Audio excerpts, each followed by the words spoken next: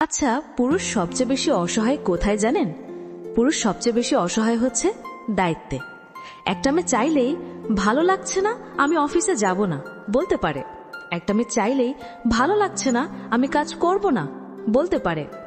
চাইলে হাজব্যান্ডের উপরে, স্বামীর উপরে নিজের শরীরের ভার, সংসারের ভার দিয়ে বসে থাকতে পারে।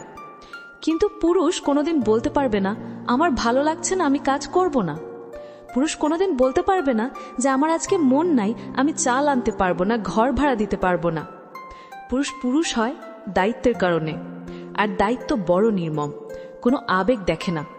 দায়িত্ব কখনো পুরুষকে পেছনে আসতে দেবে না, এবং এই দায়িত্বের কারণে নারীরা পুরুষদের ভুল বোঝে। নারী বলে তুমি আমাকে সময় দাও, কিন্তু অনেক নারী বুঝে না পুরুষ সময়টা কোত্থেকে দেবে। পুরুষ সময় বেচে চাল কেনে, পুরুষ সময় বেচে বিদ্যুতের বিল দেয়, সময় বেচে বাসা ভাড়া দেয়। নারী তুমি সময় চাইলে বাসা ভাড়া পাবে না, নারী তুমি সময় চাইলে বিদ্যুতের বিল পাবে না, নারী তুমি সময় চাইলে চাল পাবে না, সম্মান পাবে না। এবং এই পয়েন্টেই পুরুষ অনেক বেশি অসহায়, যা অনেক নারী বুঝে না।